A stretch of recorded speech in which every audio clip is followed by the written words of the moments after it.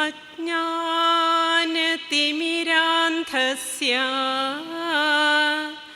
ജ്ഞാനാഞ്ജനശലാകയാ ചക്ഷുരുന്മീലിതം യേന തസ്മൈ ശ്രീ ഗുരവേ നമഃ. നമോ ഭഗവതേ നിത്യശുദ്ധമുക്തമഹാത്മനേ നാരായണയതീന്ദ്രായ തസ്മൈ ശ്രീ ഗുരവേ നമഃ. ഓം ശാന്തി ശാന്തി ശാന്തി. ശ്രീനാരായണ ഗുരുദേവൻ്റെ പാദപത്മങ്ങളിൽ കോടാനുകോടി പ്രണാമം. സംപൂജ്യ സ്വാമിജി ശ്രീമദ് മുക്താനന്ദേതി സ്വാമിജിക്കും മാതാജിമാരായ ശബരി ചിന്മയിക്കും നിത്യചിന്മയിക്കും പ്രണാമം. ഇവിടെ കൂടിയിരിക്കുന്ന ജിജ്ഞാസുക്കളും സുഹൃതികളുമായ എല്ലാവർക്കും എൻ്റെ വിനീതമായ നമസ്കാരം. ഈ ഓദറ ശാഖയുടെ ഭാരവാഹികൾ, വനിതാ സംഘം പ്രവർത്തകർ, ബാലജനയോഗത്തിൻ്റെയും യൂത്ത് മൂവ്മെൻറ്റിൻ്റെയും പ്രവർത്തകർ, അതുപോലെ തന്നെ കൊച്ചുമക്കൾ, പിന്നെ എന്നെ ഈ വേദിയിലേക്ക് ക്ഷണിച്ച ഗുരുദർശനം ലോകമൊട്ടാകെ പ്രചരിപ്പിക്കുന്ന ശ്രീ അനീഷ് ജി, എല്ലാവർക്കും എൻ്റെ വിനീതമായ നമസ്കാരം. ഗുരുവർഷം 170 നമ്മൾ ഈ ചിങ്ങമാസത്തിൽ 1200-ാം ആണ്ട് പുതുനൂറ്റാണ്ടിന് തുടക്കം കുറിച്ചിരിക്കുമ്പോഴാണ് ഭഗവാന്റെ ഈ തിരുജയന്തി ആഘോഷിക്കുന്നത്. ഇവിടെ ഇന്ന് ഈ വേദിയിൽ വരാനും അതുപോലെ തന്നെ നിങ്ങളുടെ കൂടെ ഒരല്പസമയം ചെലവഴിക്കാനും ഭാഗ്യം ലഭിച്ചത് ഈ തിരുജയന്തി ദിനത്തിൽ തന്നെയായത് ഏറ്റവും വലിയ ഒരു അനുഗ്രഹമായിട്ട് ഗുരുവിൻ്റെ നിറഞ്ഞ കൃപാകടാക്ഷം കൊണ്ട് മാത്രമാണെന്ന് കരുതുന്നു. ഭഗവാനെ കുറിച്ച് പറയുമ്പോൾ ഗുരുവിൻ്റെ വിഷയിക ദർശനം ഇപ്പോൾ ലോകമെമ്പാടും ഒരുപോലെ സ്വീകാര്യമായിരിക്കുകയാണ്. നമുക്കറിയാം, ഗുരു പറഞ്ഞ കാര്യങ്ങളെല്ലാം പ്രകൃതിയിലൂടെ തന്നെ നമുക്കിപ്പോൾ പ്രാവർത്തികമാക്കുകയാണ്. ഇപ്പോൾ നമ്മൾ വയനാടിൻ്റെ ദുരന്തം ഏറ്റുവാങ്ങുമ്പോൾ വയനാടിനെ നമ്മളിൽ നിന്നും വേർപിരിഞ്ഞ ആത്മസഹോദരർക്കും അതുപോലെ ദുരിതമനുഭവിക്കുന്നവർക്കും ആദരാഞ്ജലികൾ അർപ്പിക്കുന്നു. ഗുരുദർശനം എന്ന് പറയുമ്പോൾ തന്നെ അറിയാം, ഏകലോക ദർശനത്തിൽ അധിഷ്ഠിതമായിട്ടുള്ളതാണ് ഗുരുവിൻ്റെ ദർശനം. അതായത് അദ്വൈതമാണ് ഗുരുവിൻ്റെ മതമെന്ന് പറയുന്നത്. നമ്മൾക്കെല്ലാം ശരിയായ രീതിയിലുള്ള സ്വാതന്ത്ര്യം ലഭിച്ചത് എന്നാണെന്ന് ചോദിച്ചിട്ടുണ്ടെങ്കിൽ പറയാൻ പറ്റും, 1888 ഭഗവാൻ അരുവിപ്പുറം പ്രതിഷ്ഠ നടത്തുമ്പോൾ ഒരു മഹാവിപ്ലവത്തിന് തുടക്കം കുറിക്കുകയായിരുന്നു. അതായത് മാനവരാശിയുടെ ഉന്നമനത്തിന് വേണ്ടിയിട്ട്, മാനവരാശിയെ നവീകരിക്കാൻ വേണ്ടിയിട്ട് തൊട്ടുകൂടായ്മയിലും തീണ്ടിക്കൂടായ്മയിലും എല്ലാം മുഴുകിക്കഴിഞ്ഞ ഒരു വിഭാഗത്തെ ഉയർത്തിക്കൊണ്ടുവരുന്നതിന് ഗുരു തന്നെ തിരു അവതാരം ചെയ്ത് പ്രവർത്തിക്കുകയാണുണ്ടായത്. ആ ഒരു സമയത്ത് മറ്റുള്ള ഗുരുക്കന്മാരെ പോലെ തന്നെ മരുത്വാമലയിൽ നിന്നും സമാധിസ്ഥനായ ശേഷം ഗുരുവിന് ഒരുപക്ഷെ സ്വന്തമായ നിലയിലേക്ക് സന്യാസ ജീവിതം നയിച്ചാൽ മതിയായിരുന്നു. പക്ഷേ കുമാരനാശാൻ പറഞ്ഞതുപോലെ എന്താണ് ചെയ്തത്? ആരായുകിലന്ധത്വമൊഴിച്ചാതിമഹസിൽ നേരാം വഴി കാട്ടും ഗുരുവല്ലോ പരദൈവം. നമുക്ക് അന്വേഷിക്കുന്നവർക്കാണ് ഗുരു പരദൈവമായിട്ട് വിളങ്ങുന്നത്.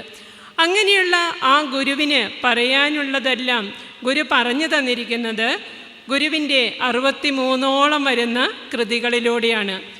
ഓരോ കൃതി എടുത്തു നോക്കുമ്പോഴും അറിയാം, ജനതയെ ജ്ഞാനമുള്ളവരാക്കി തീർക്കുക, അതായത് ആത്മീയമായിട്ട് ഉണർത്തുക എന്നുള്ളതായിരുന്നു ഗുരുവിൻ്റെ ജീവിത ലക്ഷ്യം എന്ന് പറയുന്നത്. അതിലൂടെ സ്തോത്രകൃതികളായിട്ടും പ്രബോധനാത്മക കൃതികളായിട്ടും ഗദ്യപ്രാർത്ഥന, ദർശനമാല, ആത്മോപദേശശതകം പോലുള്ള കൃതികൾ, ഇങ്ങനെ ഓരോ കൃതികളിലൂടെയും ഭഗവാന് പറയാനുള്ളത് എന്താണോ അത് നമ്മോട് ഉണർത്തിക്കുകയാണ് ചെയ്തത്. ഓരോരുത്തരും ജീവചരിത്രങ്ങളിലൂടെ നമ്മൾ കടന്നു പോകുമ്പോൾ അറിയാം, അത് അവർക്ക് എഴുതി ചേർക്കുവാനായിട്ടുള്ളതും കൂടി അതിലെല്ലാം ഉൾപ്പെട്ടിട്ടുണ്ടായിരിക്കും. നമ്മൾ ഓരോരുത്തരോടും പറയുമ്പോൾ നമുക്ക് തന്നെ അറിയാവുന്നതാണ്, ഒരാൾ പറഞ്ഞ് മറ്റൊരാളിലേക്ക് പകരുമ്പോൾ അതിന് ഏറെ വ്യത്യാസമുണ്ടാകും. അപ്പം അങ്ങനെ ഉള്ളതുകൊണ്ട് ഭഗവാനെ അറിയുവാനായിട്ട് നമുക്ക് ഏറ്റവും ഉതകുന്നത് എന്ന് പറയുന്നത് ഭഗവാന്റെ കൃതികളെ പഠിക്കുക എന്നുള്ളതാണ്. ഇപ്പോൾ ഭഗവാൻ എഴുതിയിട്ടുള്ള കൃതികൾ ഏറ്റവും അധികം എടുത്തു നോക്കിയിട്ടുണ്ടെങ്കിൽ അതിൽ ശിവസ്വരൂപത്തിനാണ് വളരെയധികം പ്രാധാന്യം കൊടുക്കുന്നത്. അരുവിപ്പുറത്ത് ഭഗവാൻ ശിവലിംഗത്തെ പ്രതിഷ്ഠിച്ചു. പ്രഥമ ശിഷ്യൻ എന്ന് പറയുന്നത് ശിവലിംഗദാസ സ്വാമികളാണ്. അതുപോലെ ശിവപ്രതിഷ്ഠകളും ശിവകൃതികളുമാണ് ഏറ്റവും അധികമായിട്ട് രചിച്ചിട്ടുള്ളത്. പക്ഷേ നമ്മൾ ആത്യന്തികമായിട്ട് നോക്കുമ്പോൾ എന്നാണ് കാണുന്നത്, ഓരോ കൃതിയിലൂടെയും കടന്നു പോകുമ്പോൾ അവിടെ പരബ്രഹ്മസ്വരൂപത്തെയാണ് ഭഗവാൻ കാണുന്നത്. ഇപ്പോൾ സുബ്രഹ്മണ്യ കീർത്തനം എടുക്കുകയാണെങ്കിലും ദേവീസ്തോത്രം എടുക്കുകയാണെങ്കിലും ഏതൊരു കൃതിയിലും ആ പരബ്രഹ്മസ്വരൂപമായിട്ട് നമ്മൾ ഏത് കൃതിയിലാണോ പറയുന്നത്, ഏത് സ്വരൂപത്തെയാണോ പറയുന്നത്, അതിനെ മുൻനിർത്തിയും ബാക്കിയുള്ള ദേവതകളെയൊക്കെയും ഉപദേവതകളാക്കിയും മാറ്റിയിട്ടാണ് പറയുന്നത്. ഉദാഹരണമായിട്ട് ഇപ്പോൾ വിനായകാഷ്ടകം എടുത്തു നോക്കുകയാണെങ്കിൽ അതിലെ വർണ്ണനകൾ കാണുമ്പോൾ നമുക്ക് തോന്നും ഇത് ശിവസ്വരൂപത്തെ തന്നെയല്ലേ വർണ്ണിക്കുന്നതെന്ന്. സുബ്രഹ്മണ്യ കീർത്തനം എടുത്താലും അങ്ങനെ തന്നെ. അപ്പോൾ ഭഗവാന്റെ ഓരോ കൃതിയും എന്ന് പറയുന്നത് വേദങ്ങളുടെ ഒരു സാരസംഗ്രഹമാണെന്ന് പറയാം. വേദാഗമ സാരങ്ങളെല്ലാം സംഗ്രഹിച്ചുകൊണ്ട്, ഇപ്പോൾ ദൈവദശകമാണെങ്കിൽ ദൈവോപനിഷത്താണ്. അപ്പോൾ ഈ 20-ാം നൂറ്റാണ്ടിലേക്കൊക്കെ വരുമ്പോൾ നമുക്ക് കൂടുതൽ സമയമൊന്നും ഇത് എല്ലാ ഭാഗവതവും രാമായണവും, ഇപ്പം നമ്മൾ രാമായണ പാരായണമൊക്കെ കഴിഞ്ഞു അല്ലേ. അപ്പോൾ അതേസമയം ഇതിലൂടെയെല്ലാം വേദങ്ങളെയെല്ലാം പഠിക്കുവാനായിട്ടുള്ള ഒരു സമയം കിട്ടില്ല എന്നറിയുന്നതുകൊണ്ട് തന്നെ വേദങ്ങളെയെല്ലാം കടഞ്ഞെടുത്തിട്ടാണ് ഓരോ കൃതിയും നമുക്ക് ഭഗവാൻ രചിച്ചു തന്നിരിക്കുന്നത്. എത്ര ചെറിയ കൃതിയാണെങ്കിൽ കൂടിയും അതിൽ ഭഗവത് ദർശനം ഉള്ളടങ്ങിയിട്ടുണ്ട്. അതിനെ താത്വികമായിട്ട് എങ്ങനെയാണോ നമ്മുടെ വിവിധ തലങ്ങളിലുള്ള ഓരോ മനുഷ്യരുടെയും വികാസ തലങ്ങളെ മുൻനിർത്തിക്കൊണ്ട് അവരുടെ ഉള്ളിലേക്ക് ആഴ്ന്നിറത്തക്ക രീതിയിലാണ് ഭഗവാൻ രചന നടത്തിയിരിക്കുന്നത്. അപ്പം അത് താളഭംഗി കൊണ്ടും കാവ്യാത്മകത കൊണ്ടും എല്ലാം വളരെയേറെ വിശിഷ്ടമായിട്ടുള്ള ഒരു കൃതിയാണ് എന്ന് പറയുന്നത് ശിവപ്രസാദ പഞ്ചകം എന്ന് പറയുന്നത്. അപ്പോൾ ദൈവദശകം കഴിഞ്ഞിട്ട് നോക്കുകയാണെങ്കിൽ ഏറ്റവും അധികം ജനങ്ങൾ, അതായത് ഒരു കൊച്ചു കുട്ടിക്ക് പോലും അതിൻ്റെ ആ താളഭംഗി കൊണ്ട് ഇത് വായിക്കാൻ അറിയാത്തവർക്ക് പോലും ചൊല്ലാനും പഠിക്കാനുമൊക്കെ സാധിക്കുന്നുണ്ട്. അപ്പോൾ അങ്ങനെയുള്ള ഓരോ കൃതികളെ എടുത്തു നോക്കുമ്പോൾ മറ്റൊരു പ്രത്യേകത എന്താണ്, ഭഗവാന്റെ കൃതികളിലൂടെ കടന്നു പോകുമ്പോൾ നമുക്കറിയാം ആ പേര് കേൾക്കുമ്പോൾ തന്നെ അതിലെന്താണ് അതിൻ്റെ ഉള്ളടക്കം, അതിലെത്ര പദ്യങ്ങളുണ്ട്, അതാരെക്കുറിച്ചാണ്, ഇതെല്ലാം ഭഗവാൻ അതിലൂടെ വെളിപ്പെടുത്തി തരുന്നുണ്ട്. അപ്പോൾ പഞ്ചകം എന്ന് പറയുമ്പോൾ അതിൽ 5 ശ്ലോകങ്ങൾ വീതമായിരിക്കും ഉണ്ടായിരിക്കുക. അതേസമയം ദൈവദശകവും അനുകമ്പാദശകവും ഒക്കെ എടുക്കുമ്പോൾ അതിൽ 10 പദ്യങ്ങളാണ് അടങ്ങിയിരിക്കുക. അങ്ങനെ ഓരോ കൃതി എടുത്തു നോക്കുമ്പോഴും നമുക്കറിയാം അതിൻ്റെ ഉള്ളടക്കം എന്താണെന്ന്. അപ്പോൾ ശിവഭഗവാനെ സ്തുതിച്ചുകൊണ്ടുള്ള ആ ഒരു ശിവഭഗവാന്റെ അനുഗ്രഹത്തിനായിട്ടുള്ള പ്രാർത്ഥനയാണ് 5 പദ്യങ്ങളടങ്ങിയ ശിവപ്രസാദ പഞ്ചകം എന്ന് പറയുന്നത്. അതിലെങ്ങനെയാണ് പറയുന്നത്, ശിവശങ്കര ശർവശരണ്യ വിഭോ ഭവസങ്കടനാശന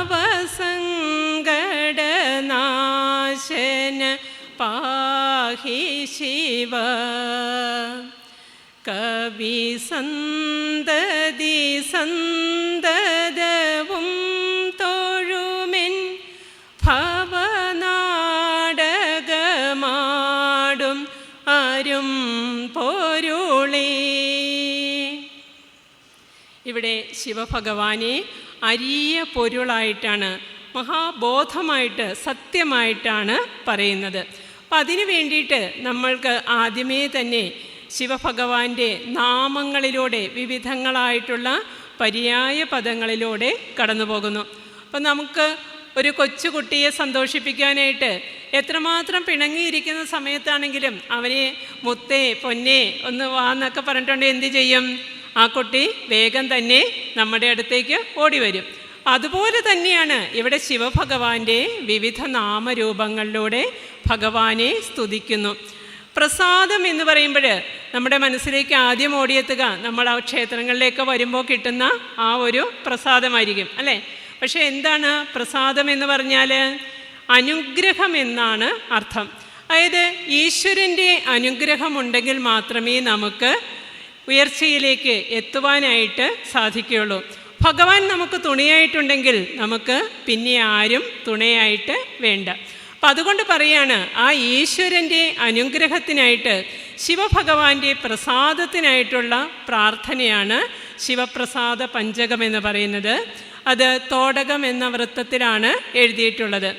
1887-നും 1897-നും ഇടയിലായാണ് ഇതിൻ്റെ രചന എന്ന് പറയപ്പെടുന്നു. അപ്പോൾ ഈ ഓരോ നാമരൂപങ്ങളിലും ശിവ എന്ന് പറയുന്ന ശബ്ദം കേൾക്കുമ്പോൾ തന്നെ നമുക്കറിയാം മംഗളമെന്ന, നന്മ എന്ന അർത്ഥമാണ്. ഓരോ കാര്യങ്ങളും നമ്മൾ ചെയ്യുമ്പോൾ നമ്മൾ എന്താണ് പ്രാർത്ഥിക്കുന്നത്? ശുഭപര്യവസായിയാകണേ, മംഗളമായി തീരണേ. നമ്മളെപ്പോഴും മംഗളങ്ങൾ നേരാറുണ്ട്, അല്ലേ? അപ്പം അങ്ങനെയുള്ള ആ ഒരു മംഗളസ്വരൂപിയായിട്ടുള്ള ശിവഭഗവാനെ പ്രാർത്ഥിക്കുന്നു.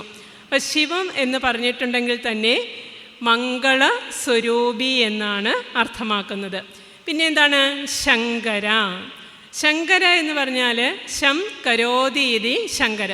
അപ്പം നമുക്കെല്ലാം മംഗളസ്വരൂപിയായിരിക്കുമ്പോൾ തന്നെ ശിവഭഗവാൻ മംഗളത്തെ പ്രദാനം ചെയ്യുന്നവരുമാണ്. നാം ഓരോരുത്തരും ഈ ഭൂമിയിലേക്ക് പിറന്നു വീഴുന്നത് ഏതെങ്കിലുമൊക്കെ ഗുണങ്ങൾ കൊണ്ടാണ്. നന്നായിട്ട് സംസാരിക്കുവാനോ അല്ലെങ്കിൽ നല്ലവണ്ണം സ്നേഹിക്കുവാനറിയാം, കാരുണ്യത്തോടെ പെരുമാറുവാൻ അറിയാം, അതുപോലെ ധനം ആർജിക്കുവാനറിയാം, വിദ്യാഭ്യാസം ഉണ്ടായിരിക്കും. ഇങ്ങനെ ഒരുപാട് ഗുണങ്ങൾ നമ്മളെല്ലാവരിലും ഓർത്തു നോക്കുകയാണെങ്കിൽ ഉണ്ട്. അപ്പോൾ ആ ഗുണങ്ങൾ നമ്മളിലേക്ക് പകർന്നു കിട്ടിയപ്പോൾ തന്നെ അതെന്തു ചെയ്യുവാനും നമ്മൾ ബാധ്യസ്ഥരാണ്? മറ്റുള്ളവരിലേക്ക് പകർന്നു കൊടുത്തെങ്കിൽ മാത്രമേ അതിന് ഗുണമുള്ളൂ. അപ്പം നമുക്ക് കിട്ടിയിരിക്കുന്ന കഴിവുകളും ഗുണങ്ങളും എല്ലാം നമ്മുടെ സഹജാതർക്ക് കൂടി പങ്കുവയ്ക്കുവാനായിട്ട് നമുക്ക് സാധിക്കണം. അപ്പം അങ്ങനെ ആ പകർന്നു കൊടുക്കുവാനായിട്ടുള്ള കഴിവാണ്, മംഗളത്തെ പകർന്നു കൊടുക്കുവാനുള്ള കഴിവാണ് ശങ്കര എന്ന് പറയുന്നത്. അപ്പോൾ ശിവൻ മംഗളസ്വരൂപിയാണ്, അതേസമയം തന്നെ ഈ മംഗളത്തെ പകർന്ന് കൊടുക്കുന്നതാണ്. ശിവ ശങ്കര ശർവ. അതോടൊപ്പം തന്നെ എന്താണ് പറയുന്നത്? ശിവൻ സർവ്വതിനെയും എടുക്കുന്നവനുമാണ്, സർവ്വതിനെയും കൊടുക്കുന്നവനുമാണ്, അല്ലേ? നമുക്ക് സർവ്വതും തരുമ്പോൾ തന്നെ നമ്മൾ സാധാരണഗതിയിൽ പറയും സൃഷ്ടിസ്ഥിതി സംഹാരമൂർത്തിയായിട്ടാണ് ശിവഭഗവാനെ കാണുന്നത്. അപ്പോൾ എന്താണ് ഭഗവാൻ ഇനി നമുക്ക് തരുന്നതോടൊപ്പം തന്നെ എടുക്കുന്നത് എന്താണ്? നമ്മിൽ കുറേയധികം ദോഷങ്ങളുണ്ട്, അല്ലേ? സംഹാരമൂർത്തിയായിരിക്കുമ്പോൾ എന്ന് പറയുമ്പോൾ എന്താണ് നമ്മൾ നിന്നെടുക്കേണ്ടത്? കാമ, ക്രോധ, ലോഭ, മോഹ, മതമാത്സര്യങ്ങളാകുന്ന ആ ഷഡ്വൈരികളുടെ വിളയാട്ടം നമ്മുടെ ഉള്ളിൽ ഉണ്ട്. അപ്പോൾ നമുക്ക് ഭക്തിയും അഹങ്കാരവും ഒരിക്കലും ഒരേ സമയം നിലനിൽക്കുകയില്ല. അപ്പോൾ ഭക്തി ഉള്ളിടത്ത് എന്ത് പോകണം? അഹന്ത പോകണം. അങ്ങനെയുള്ള ആ അഹന്തയെ സംഹരിച്ചെങ്കിൽ മാത്രമേ നമ്മുടെ ഉള്ളം ഭഗവാനിലേക്ക് അലിഞ്ഞ് ചേരുകയുള്ളൂ. അതോടൊപ്പം തന്നെ നമുക്ക് മറ്റൊരർത്ഥത്തിലറിയാം, ഈ പ്രകൃതി എന്ന് പറയുന്നത് ചാക്രികമായിട്ടുള്ള നിലനിൽപ്പാണ്. അപ്പോൾ അവിടെ എന്തെല്ലാം ഉണ്ടെങ്കിലും ആ സൃഷ്ടികൾക്ക് ആനുപാതികമായിട്ടുള്ള സംഹാരവും കൂടി നടന്നെങ്കിൽ മാത്രമേ എന്ത് സംഭവിക്കുകയുള്ളൂ? പ്രകൃതിയിലൊരു സന്തുലനാവസ്ഥ നിലനിൽക്കുകയുള്ളൂ. അപ്പം അങ്ങനെയുള്ള ആ ഭഗവാൻ ശർവനാണെന്ന് പറയുന്നു. പിന്നെ എന്താണ് പറയുന്നത്? ശരണ്യവിഭോ. ശരണ്യൻ എന്ന് പറയുന്നത് ആശ്രയിക്കുന്നവനാണ്. ശിവലിംഗദാസ സ്വാമികൾ തന്നെ ഗുരുഷട്കം കൃതിയിലെ ആ ഓരോ അക്ഷരവും, ആദ്യത്തെ ആ 6 പദ്യങ്ങളിലെ ഓരോ പാദത്തിൻ്റെയും ആദ്യ അക്ഷരം എടുത്തു നോക്കുമ്പോൾ എന്ത് കാണാനായിട്ട് സാധിക്കും? ഓം നമഃശിവായ എന്ന മന്ത്രമാണ് നമുക്ക് കിട്ടുന്നത്. അതിൽ ഇത് ശിവലിംഗദാസ സ്വാമികൾ ആദ്യമേ പറയുന്നുണ്ട്, ഓം ബ്രഹ്മണേ മൂർത്തിമതേ ശ്രിതാനാം ശുദ്ധിഹേതവേ നാരായണ യതീന്ദ്രായ തസ്മൈ ശ്രീ ഗുരവേ നമഃ. അതായത് ശ്രീ എന്ന് പറയുന്നിട്ടുണ്ടെങ്കിൽ ഐശ്വര്യം, നമുക്ക് ഐശ്വര്യത്തെ പ്രദാനം ചെയ്യുന്നവരാണ് ഭഗവാൻ എന്ന് പറയുന്നത്. ആരായുന്നവർക്കാണ് ഭഗവാൻ എപ്പോഴും കൂടെ ഉണ്ടാവുക എന്ന് പറയുന്നു. അപ്പോൾ അങ്ങനെയുള്ള ആ ഭഗവാൻ നമുക്ക് ആശ്രയിക്കുന്നവർക്ക് എല്ലാം ഐശ്വര്യത്തെ പ്രദാനം ചെയ്യുന്നതാണ്. അതുതന്നെയാണല്ലോ ഗുരുദേവൻ കോലതിരേശ സ്തവത്തിൽ പറയുന്നത്, കാലാശ്രയമെന്നായണയും നോർക്കനുകൂലൻ ഫാലക്ഷണധർമ്മിഷ്ഠരിൽ ഏറ്റം പ്രതികൂലൻ. അപ്പോൾ ഭഗവാൻ എങ്ങനെയുള്ളവരെയാണ് കാക്കുന്നത്? ധർമ്മിഷ്ഠരെയാണ്, അല്ലേ? അതായത് ധർമ്മം ചെയ്യുന്നവർക്ക് എപ്പോഴും ഭഗവാൻ ആശ്രയമായിട്ട് നിലനിൽക്കും. നമ്മൾക്ക് ഓരോരുത്തർക്കും ഗുരുദേവൻ്റെ കൃപാകാരുണ്യം ഏറ്റവും അധികം ലഭിച്ചവരാണ് ഇവിടെ ഇരിക്കുന്നതെന്നറിയാം. കാരണം ഈ ശാഖ എന്ന് പറയുന്നത് നവതിയുടെ നിറവിൽ നിൽക്കുന്ന ഒരു ശാഖയാണെന്നറിയുന്നു. അപ്പോൾ ഗുരുവിനെ ആഴത്തിൽ അറിയുന്നവർക്ക് ഗുരു എപ്പോഴും കൂടെ ഉണ്ടാകും. അതായത് ഗുരുവിനെ ആശ്രയിക്കുന്നവരെ ഗുരു ഒരിക്കലും കൈവെടിയുകയില്ല. ഓരോ ഗുരുക്കന്മാരും മറ്റ് മഹത്വമുള്ളവരെയൊക്കെ നമ്മളെടുത്ത് നോക്കിയിട്ട് ഉണ്ടെങ്കിൽ അറിയാം, ആരാണോ അവരെ ആശ്രയിക്കുന്നത് അവർക്ക് എപ്പോഴും എന്തിനെ പ്രദാനം ചെയ്യും? ശുദ്ധിയെ പ്രദാനം ചെയ്യും, അല്ലെങ്കിൽ ഐശ്വര്യത്തെ പ്രദാനം ചെയ്യും. അങ്ങനെയുള്ള ആ ഭഗവാൻ എന്ന് പറയുന്നത് ശരണ്യനാണെന്ന് പറയുകയാണ്, ആശ്രയിക്കാവുന്നവനാണ്. പിന്നെ എന്താണ് പറയുന്നത്? വിഭോ. വിഭോ എന്ന് പറഞ്ഞാലോ എവിടെയും നിറഞ്ഞു നിൽക്കുന്നവനാണ്. ഭഗവാൻ ദൈവദശകത്തിൽ നമുക്ക് പഠിപ്പിച്ചു തരുന്നുണ്ട്, അകവും പുറവും തിങ്ങും മഹിമാവാർന്ന നിൻപദം പുകഴ്ത്തുന്നു ഞങ്ങളങ്ങു ഭഗവാനേ ജയിക്കുക. നമ്മൾ ഈ പ്രകൃതിയിൽ കാണുന്ന ഓരോന്നിലും ഓരോ പ്രപഞ്ച വസ്തുക്കളിലും നമ്മൾ കാണുന്നത് എന്ത് തന്നെയാണ്? ഈശ്വര ചൈതന്യം തന്നെയാണ്. ഈ ശിവചൈതന്യം പോയി കഴിഞ്ഞിട്ടുണ്ടെങ്കിൽ നമ്മളൊക്കെ എന്തായിട്ട് മാറി? ശവമായിട്ട് മാറി, അല്ലേ? അപ്പം അതുകൊണ്ട് പറയാണ്, ശിവമയമാണ് സകലത്തിലും നിറഞ്ഞു നിൽക്കുന്നത്. അത് തന്നെ പറയുന്നില്ലേ, നമ്മൾ പറഞ്ഞു തരുന്നില്ലേ, മണ്ണിലും വിണ്ണിലും തൂണിലും തുരുമ്പിലും ദൈവമിരിക്കുന്നു, അവൻ കരുണാമയനായി കാവൽ വിളക്കായി കരളിലിരിക്കുന്നു. അപ്പോൾ ദൈവം എവിടെയാണ് ഇരിക്കുന്നതെന്ന് ചോദിക്കുമ്പോൾ നമുക്ക് പെട്ടെന്ന് പറയാൻ പറ്റും, ദൈവം സകലത്തിലും നിറഞ്ഞിരിക്കുന്നതാണ്. നമ്മൾ എവിടെ നോക്കിയാലും എന്തിനെ കാണുവാനായിട്ട് സാധിക്കും? ഈശ്വരനെ കാണുവാനായിട്ട് സാധിക്കും. എന്നിട്ട് അവസാനം എന്താണ് കവി പറയുന്നത്? കരുണാമയനായി കാവൽ വിളക്കായി കരളിലിരിക്കുന്നു. നമ്മുടെ ഉള്ളിൽ തന്നെയാണ് ആ ഒരു ഈശ്വര ചൈതന്യം കുടികൊള്ളുന്നത്. അപ്പം അതുകൊണ്ട് ഭഗവാൻ നമ്മളോട് പറയുന്നു, നമ്മുടെ ആത്മാവിലേക്കാണ് നമ്മൾ നോക്കേണ്ടത്. ഈ പുറമെയുള്ള ബാഹ്യമായ വസ്തുക്കളിലൂടെ നോക്കി ഉഴലാതെ ഉള്ളിലേക്ക് നോക്കി ആത്മശുദ്ധി വരുത്തുവാനായിട്ടാണ് ഭഗവാന്റെ ഓരോ കൃതിയിലൂടെയും പഠിപ്പിക്കുന്നത്. അപ്പം അങ്ങനെയുള്ള പറയുകയാണ്, ആ വിഭോ ഭവ സങ്കടനാശന പാഹി ശിവ. പിന്നെ എന്തെന്നാണ് ഭഗവാനെ പറയുന്നത്? സങ്കടനാശന, ഭവസങ്കടനാശനാണ്. ഭവസങ്കടം എന്ന് പറഞ്ഞാൽ എന്താ? നമുക്കെല്ലാവർക്കും ഈ ഭൂമിയിൽ ജീവിക്കുമ്പോൾ സുഖവും ദുഃഖവുമുണ്ട് അല്ലേ? ഒരു സങ്കടത്തിന് എല്ലാം ദ്വന്ദ്ങ്ങളാണ്. ഇപ്പം ഇത്രയും കാലം ആദ്യമേ എല്ലാം നമ്മൾ കൊടിയ ചൂടുകൊണ്ട് ഒരു മഴ പെയ്താൽ മതിയെന്ന് പ്രാർത്ഥിച്ചുകൊണ്ടിരുന്നു. അതേസമയം മഴക്കാലം വന്ന് കുറച്ച് ദുരിതങ്ങളും ദുഃഖങ്ങളും ഒക്കെ വരുമ്പോഴത്തേക്കും വീണ്ടും എന്തായിരിക്കും പ്രാർത്ഥന? ഒരു വേനൽക്കാലം എത്തിയാൽ മതിയെന്നാകും. അപ്പം അങ്ങനെ ഈ പ്രകൃതിയിലെ ഓരോന്നിനും ദ്വന്ദ്വാത്മകമാണ്. അപ്പോൾ നമ്മുടെ ജീവിതത്തിലും അതുപോലെ തന്നെയാണ് സുഖവും ദുഃഖവുമുണ്ട്.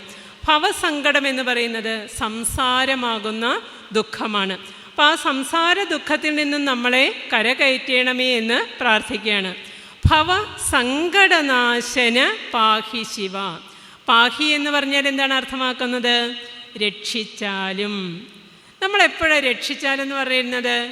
എല്ലാ വിധത്തിലുള്ള ആ ഒരു ആശ്രയവും അറ്റുപോകുമ്പോൾ ഭഗവാനെ രക്ഷിച്ചാലെന്ന് പറയുകയാണ്. അപ്പോൾ രക്ഷിച്ചാലെന്ന് പറഞ്ഞു കഴിഞ്ഞാൽ അതിനേക്കാൾ വലുതായിട്ട് നമുക്ക് പിന്നെ ഒന്നും ചോദിക്കാനില്ല അല്ലേ?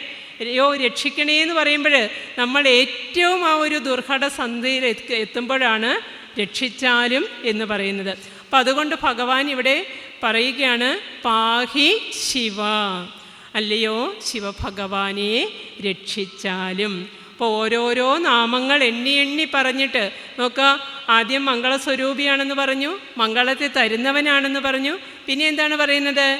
എല്ലാം എടുക്കുന്നവനാണ്, ആശ്രയിക്കുന്നവനാണ്. അതുപോലെ സർവത്തിലും നിറഞ്ഞു നിൽക്കുന്ന ഭഗവാനെ അവിടുന്ന് രക്ഷിച്ചാലും. പിന്നെ എന്താ പറയുന്നത് നോക്കാം. കവി സന്തതി സന്തതവും തോഴുമെൻ ഭവനാടകമാടും ആരും പോരുളേ. ഇവിടെ ശിവഭഗവാനെ നമ്മൾ മാത്രമല്ല തൊഴുന്നത്, പ്രാർത്ഥിക്കുന്നത്. പിന്നെ ആരാണ്? കവി സന്തതി സന്തതവും. കവികൾ എന്ന് പറയുന്നത് ആരാണ്? ഋഷീശ്വരന്മാരെയാണ് കവി എന്ന് പറയുന്നത്. അതായത് ക്രാന്തദർശിത്വമുള്ളവരാണ് ഋഷികൾ. സത്യത്തെ കണ്ടറിഞ്ഞവരാണ്. എന്താണ് പ്രപഞ്ച സത്യം എന്ന ആ ഒരു മുൻകൂട്ടി അറിയാൻ കഴിയുന്നവരാണ് കവികൾ. ഇപ്പോൾ നമ്മൾ വിളിക്കുന്നവരായിട്ടുള്ള ആ സാധാരണ കവികളല്ല. മുൻപുള്ള ആ ഓരോന്നും എടുത്ത് നോക്കിയിട്ടുണ്ടെങ്കിൽ അതിനകത്തെല്ലാം ക്രാന്തദർശികളായിട്ടുള്ള ഋഷിമാരെയാണ് കാണുന്നത്. അതിൽ തന്നെ ആദി ഗുരുവായിട്ട് കൽപ്പിക്കുന്നത് ദക്ഷിണാമൂർത്തിയാണ്. പറയുന്നുണ്ടല്ലോ, സദാശിവസമാരംഭാം ശങ്കരാചാര്യമധ്യമാം അസ്മദാചാര്യപര്യന്താം വന്ദേ ഗുരുപരമ്പരാം. അപ്പം നമ്മൾ ആ സദാശിവമൂർത്തിയെ മുതൽ ഇങ്ങോട്ടുള്ള ഇപ്പോഴുള്ള ഗുരുക്കന്മാരെ വരെ ആരാധിക്കുന്നു, പ്രാർത്ഥിക്കുന്നു. അങ്ങനെയുള്ള ആ കവി സന്തതികൾ ഋഷീശ്വരന്മാരാണ് ഇവിടെ ശിവഭഗവാനെ തൊഴുത് പ്രാർത്ഥിച്ചുകൊണ്ട് നിൽക്കുന്നത്. അപ്പം അതുതന്നെ ദക്ഷിണാമൂർത്തി സ്തോത്രത്തിൽ ശങ്കരാചാര്യ സ്വാമികൾ പറയുന്നുണ്ട്. ചിത്രം വടുതനോർമൂലേ വൃദ്ധാ ശിഷ്യ ഗുരോയുവാ ഗുരോസ്തു മൗനം വ്യാഖ്യാനം ശിഷ്യാസ്തു ചിന്ന സംശയ എന്നാണ് പറയുന്നത്. ശിഷ്യന്മാർക്ക് അവിടെ യാതൊരു വിധത്തിലുള്ള സംശയവുമില്ല. പക്ഷെ ശിഷ്യന്മാരെങ്ങനെയുള്ളതാണ്? അവിടെ ശിഷ്യന്മാരാണ് വൃദ്ധന്മാരായിരിക്കുന്നത്. അതേസമയം ഗുരു എന്ന് പറയുന്നത് യുവാവാണ്. അതായത് നമ്മളെ ഓർക്കുമ്പോൾ ഇത് കാലത്തെ കൂടിയാണ് സൂചിപ്പിക്കുന്നത്. കാലം എന്ന് പറയുന്നത് അജ്ഞാനമാണ്, അതേസമയം ഗുരു എന്ന് പറയുന്നത് ജ്ഞാനമാണ്.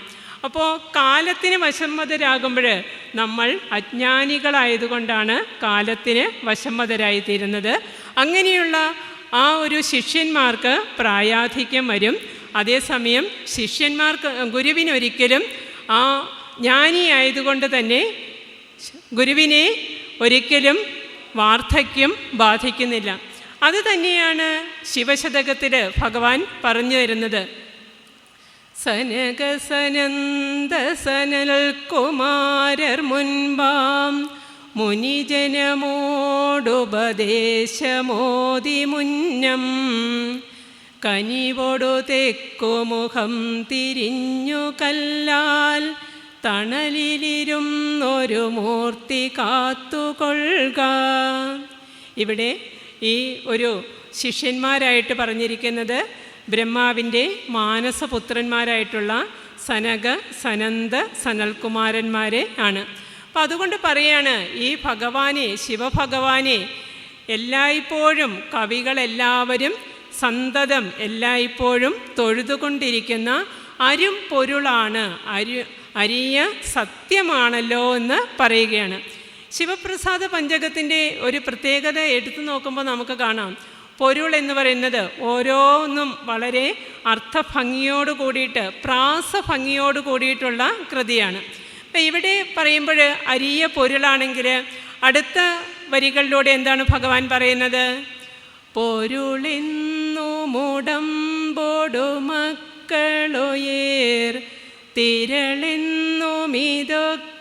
അനർത്ഥകരം കരളീന്നു കളഞ്ഞു കരും കടലിൽ പൊരളാതെ പൊതിഞ്ഞു പിടിപ്പതു നീ. ഇവിടെ ഭഗവാനോട് പ്രാർത്ഥിക്കുകയാണ്, ഭഗവാനെ നീ ഞങ്ങളെ പൊതിഞ്ഞു പിടിക്കണമേ. എന്തിൽ നിന്നൊക്കെയാണ് പൊതിഞ്ഞു പിടിക്കേണ്ടത്? ഈശ്വര ചിന്തയിൽ നിന്നും നമ്മളെ അകറ്റുന്ന ഈ നമ്മുടെ ഈ പ്രാപഞ്ചികമായ ജീവിതത്തിൽ നമ്മളെല്ലാവരും കുറേ കാര്യങ്ങൾക്ക് എപ്പോഴും അടിപ്പെട്ടു പോകും. സുഖത്തിനും സന്തോഷത്തിനും ഒക്കെ വേണ്ടിയിട്ട് എന്തൊക്കെ കാര്യങ്ങളാണെന്നാണ് ഭഗവാൻ ചിന്ത നമ്മളെ മറയ്ക്കുന്നതെന്ന് നോക്കുക. പൊരുളെന്നും ഉടമ്പെന്നും മക്കൾ ഉയർ, ഇങ്ങനെയുള്ള കാര്യങ്ങളൊക്കെ നമ്മൾ ഓർത്തുകൊണ്ടിരിക്കുമ്പോൾ അല്ലയോ ഭഗവാനെ എനിക്ക് നിന്നെ ചിന്തിക്കാനായിട്ട് സാധിക്കില്ല. നമുക്കറിയാം, നമ്മളെപ്പോഴും മക്കളെക്കുറിച്ച് വളരെയധികം ആവലാതി കൊള്ളും. ഇപ്പോൾ നമ്മുടെ ഈ ഒരു പ്രകൃതിയിലേക്ക് നോക്കുകയാണെങ്കിൽ ഒരു കോഴിയാണെങ്കിൽ പോലും ആ കോഴിക്കുഞ്ഞ് പാകമാകുമ്പോഴത്തേക്കും അതിനെ കൊത്തിപ്പിരിക്കും. അതേസമയം നമ്മൾ മനുഷ്യർ മാത്രം എന്താണ് ചെയ്യുന്നത്? മക്കൾ എന്തുമാത്രം വലുതായി കഴിഞ്ഞാലും നമ്മൾക്ക് മക്കളെക്കുറിച്ചുള്ള ആധി ഇങ്ങനെ വളർന്നുകൊണ്ടിരിക്കും. അത് കഴിയുമ്പോഴാണെങ്കിൽ പിന്നീട് അവരുടെ കുട്ടികളെ വളർത്തുന്നതിനെക്കുറിച്ചായിരിക്കും. ഇങ്ങനെ മക്കളെക്കുറിച്ചുള്ള ആ ഒരു ആധി നമുക്ക് ഒരിക്കലും വിട്ടുമാറുന്നില്ല. പിന്നെ എന്താണ് പറയുന്നത്? പൊരുളെന്നും, പൊരുളെന്ന് പറയുമ്പോൾ ഇവിടെ എന്താണെന്നറിയാമോ? ഇവിടെ ധനത്തെക്കുറിച്ചാണ് പറയുന്നത്. എത്രമാത്രം ധനം നമ്മൾക്ക് നമ്മുടെ സുരക്ഷിതമായിട്ടുള്ള ജീവിതത്തിനൊക്കെ കിട്ടിക്കഴിഞ്ഞാലും പിന്നെയും നമ്മൾ എന്ത് വിചാരിക്കും? കൂടുതൽ കൂടുതൽ ആർജിക്കണമെന്ന് വിചാരിക്കും, അല്ലേ? അതായത് 10 കിട്ടുകിൽ 100 മതിയെന്നും ശതമാകിൽ സഹസ്രം മതിയെന്നും, ഇങ്ങനെ കുറച്ചുകൂടി ആർജിക്കാം എന്നുള്ള ആ ഒരു ചിന്ത നമ്മളിലേക്ക് കടന്നു വരുമ്പോൾ നമ്മൾക്ക് കുറച്ചും കൂടി കഴിഞ്ഞിട്ട് പണമൊക്കെ സമ്പാദിച്ചിട്ട് ഈശ്വരനെക്കുറിച്ച് ചിന്തിക്കാമെന്നായിരിക്കും നമ്മൾ വിചാരിക്കുന്നത്. അതുപോലെ തന്നെയാണ് നമ്മൾ എന്തിനു വിചാരിക്കുക? ആയുസ് വേണമെന്ന്, അല്ലേ? നമ്മുടെ ശരീരത്തിന് നമ്മൾ ഒരുപാട് പ്രാധാന്യം കൊടുക്കുന്നുണ്ട്. ഭഗവാൻ പറയുന്നുണ്ട്, കങ്കമാതികളശിച്ചിടും നൊരശനം കളേപരമിരല്ലയോ വൻകലാപതി വലച്ചിടും നിതു മതിപ്രസാദമരുളിടു നീ. അതുപോലെ തന്നെയാണ് അനുകമ്പാദശകത്തിൽ പറയുന്നത്, അല്ലേ? അരുളില്ലയതെങ്കിൽ അസ്ഥിതോൽസിരനാറുന്നൊരുടമ്പുതാനവൻ. നമ്മുടെ ഈ ശരീരം എന്ന് പറയുന്നത് ഇത് വൈരികൾക്ക്, അതായത് 6 വിധത്തിലുള്ള വികാരങ്ങളിലൂടെ കടന്നു പോകുന്നതാണ്. അപ്പോൾ അങ്ങനെയുള്ള 6 വിധത്തിലുള്ള വികാരങ്ങളിലൂടെ കടന്നു പോകുന്ന ഈ ശരീരം എന്ന് പറയുന്നത് ഉടമ്പാണ്, നാറുന്ന ശരീരമാണെന്ന് പറയും, അല്ലേ? അപ്പോൾ ആ ശരീരത്തിന് നമ്മൾ അധികമായിട്ട് പ്രാധാന്യം കൊടുക്കേണ്ട. അതുപോലെ തന്നെയാണ് നമ്മൾ ആയുസ് നീട്ടിക്കിട്ടാൻ വേണ്ടിയിട്ട് എന്തെല്ലാം കാര്യങ്ങൾ ചെയ്യാമോ അതെല്ലാം ഇങ്ങനെ ചെയ്തുകൊണ്ടിരിക്കുമ്പോൾ നമുക്ക് ആ ഒരു ഭഗവാൻ പറയുന്നത് പോലെ കരുണാകര നൽകുകൊള്ളിൽ നിൻ തിരുമേയി വിട്ടകലാതെ ചിന്തയും. ആ ഭഗവത് ചിന്തകളിലേക്ക് നമുക്ക് മുഴുകിച്ചേരുവാനായിട്ടൊരിക്കലും സാധിക്കില്ല. ഇപ്പം ശങ്കര ഭഗവത്പാദർ പറയുന്നുണ്ട്, ഓരോതിലും നമ്മൾ ബാലസ്താവത് ക്രീഡാസക്തഃ തരുണസ്താവത് തരുണീസക്തഃ വൃദ്ധസ്താവത് ചിന്താമഗ്നഃ പരമേ ബ്രഹ്മണി കോപിനലഗ്നഃ. നമ്മളിങ്ങനെ ഈ സത്സംഗങ്ങളിലേക്കൊക്കെ വന്നു ചേരാൻ പറയുമ്പോൾ ഓരോന്നും വിചാരിക്കും, അല്ലെങ്കിൽ പഠന ക്ലാസ്സുകളിലേക്ക് ഇവിടെയുള്ളവരൊക്കെ അങ്ങനത്തിൽ നിന്നും വളരെ വ്യത്യസ്തമായിരിക്കും. ഞാൻ ചെറുതെ പറഞ്ഞതേ ഉള്ളൂ. അതേസമയം ഓരോന്നിലേക്കും വരാൻ പറയുമ്പോൾ പറയുന്നത് എന്തായിരിക്കും? ബാലന്മാർക്കാണെങ്കിൽ എപ്പോഴും കളികളിലേക്ക് ഏർപ്പെടാനായിരിക്കും താല്പര്യം. അതേസമയം തരുണന്മാരെ, യുവാക്കളായി കഴിയുമ്പോൾ അവർക്ക് എങ്ങനെയും ജീവിതമാർഗം കരുപ്പിടിപ്പിക്കാനുള്ള ഓട്ടത്തിലായിരിക്കും. ഇതെല്ലാം കഴിഞ്ഞ് വൃദ്ധരായിട്ട് ഇത് പെൻഷനൊക്കെ പറ്റിയിട്ട് സുഖമായിട്ടിരുന്ന് ഗുരുകൃതികളൊക്കെ പഠിക്കാമെന്ന് വിചാരിക്കുമ്പോഴോ അപ്പോഴായിരിക്കും കൂടുതൽ അവർ കർമ്മങ്ങളിലേക്ക് മുഴുകിപ്പോകുന്നത്. അവസാനം നമ്മൾ ഇതൊന്നുമില്ലാതെ ഇങ്ങനെ വൃദ്ധരായി കഴിയുമ്പോൾ ഭഗവാനെ ഇതിനൊന്നിനും എനിക്ക് സമയം കിട്ടിയില്ലോ എന്നുള്ള ആ ഒരു ചിന്തയിലേക്ക് ഇങ്ങനെ മുഴുകി ഇങ്ങനെ ആയിരിക്കും ജീവിതം തീരുക. അപ്പം അതുകൊണ്ട് പറയുകയാണ്, നമ്മൾ ആത്മീയതയിലേക്ക് വരുവാനായിട്ട് അല്ലെങ്കിൽ ഗുരുവിൻ്റെ കൃതികൾ പഠിക്കുവാനായിട്ട് ഒരിക്കലും പ്രത്യേകിച്ചൊരു സമയം മാറ്റിവെക്കേണ്ട ആവശ്യമില്ല. അത് നമ്മളുടെ ജീവിതത്തിൽ നിരന്തരം പഠനത്തിലൂടെ തന്നെ ഗുരുവിനെയും കൃതികളെയും അറിയാനായിട്ട് ശ്രമിക്കുക. അപ്പം അതുകൊണ്ട് പറയുകയാണ്, ഈ പൊരുളെന്നും ഉടമ്പെന്നും മക്കളുയർ തിരളെന്നും ഇതൊക്കെ അനർത്ഥകരം. ഭഗവാനെ, ഇതെല്ലാം അനർത്ഥകരമാണ്. നമ്മുടെ ചിന്തയിൽ ഇത്തരം കാര്യങ്ങൾ മാത്രമായിട്ട് വരുമ്പോൾ നമുക്ക് ഭഗവാനെ പൂർണ്ണമായിട്ടും ഭക്തി അർപ്പിക്കാനായിട്ട് സാധിക്കില്ല. ഭക്തി ആത്മാനുസന്ധാനമെന്നാണ് പറയുന്നത്. അപ്പോൾ നിരന്തരമായ ഭക്തിയിലൂടെ ഭഗവാനെ തൊട്ടറിഞ്ഞ് ഈശ്വര സാക്ഷാത്കാരം നമ്മൾ തന്നെ നേടുക. അതാണ് ഗുരു ഓരോ കൃതിയിലൂടെയും, എത്ര ചെറിയ കൃതിയാണെങ്കിൽ കൂടിയും അതിലെ എത്ര മഹത്തായ ദർശനമാണ് ഗുരു നമുക്കായിട്ട് പകർന്നു തരുന്നതെന്ന് നോക്കുക. അപ്പോൾ ഭക്തി എന്തായിരിക്കണമെന്ന് പറയുന്നു. ഇങ്ങനെയുള്ള കാര്യങ്ങൾ നമ്മളുടെ ഉള്ളിൽ നിന്നും മാറ്റിക്കളഞ്ഞിട്ട് ആ തിരുമേയി വിട്ട് അകലാതെ ചിന്ത വരണം. അതിനെന്താണ് ചെയ്യേണ്ടത്? പൊരുളെന്നുമുടമ്പോടു മക്കളുയർ തിരളെന്നുമിതൊക്കെ അനർത്ഥകരം കരളീന്നു കളഞ്ഞു കരും കടലിൽ പുരളാതെ പൊതിഞ്ഞു പിടിപ്പതു നീ. ഭഗവാൻ പറയുകയാണ്, ഇതെല്ലാം കരിം കടലാണ്. ഭഗവാന്റെ ഏത് കൃതി എടുത്തു നോക്കിയിട്ടുണ്ടെങ്കിലും നമ്മൾക്ക് കടലിനെ തിരിക്കുന്നത് ഉദാഹരണമായിട്ട് എടുത്തിരിക്കുന്നത് കാണാം. പക്ഷേ ഇതിൽ നിന്നെല്ലാം മാറിയിട്ട് എങ്ങനെയാണോ ഒരു കൊച്ചു കുഞ്ഞിനെ അമ്മ വളരെ സൂക്ഷ്മതയോട് കൂടിയിട്ട് പൊതിഞ്ഞു പിടിക്കുന്നത്, അതുപോലെ ഭഗവാനെ നീ എന്നെ പൊതിഞ്ഞ് പിടിക്കണമേ എന്നാണ് പറയുന്നത്. അപ്പോൾ നമ്മൾ ഓർക്കുമ്പോൾ അമ്മയ്ക്കാണെങ്കിൽ അല്ലെങ്കിൽ നമ്മൾ മനുഷ്യരാണെങ്കിൽ നമ്മളുടെ കുഞ്ഞുങ്ങളെ മാത്രം പൊതിഞ്ഞു പിടിക്കുമ്പോൾ ഭഗവാൻ എന്താണ് ചെയ്യുന്നത്?